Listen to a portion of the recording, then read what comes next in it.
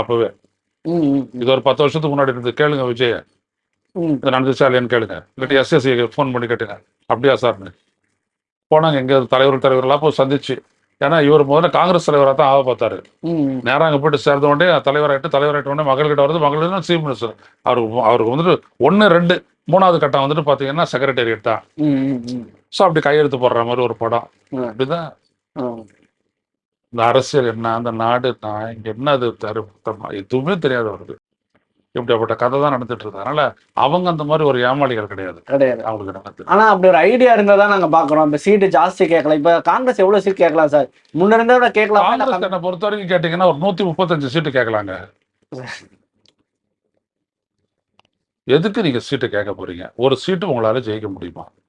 நான் கேசி அழகிரியில இருந்துட்டு ஆரம்பிச்சு எல்லாரையும் கேட்கறேன். சென்னையில 16 தொகுதி இருக்கு. எந்த தொகுதியில நீங்க தனித்து ஜெயிப்பீங்க ஐயா?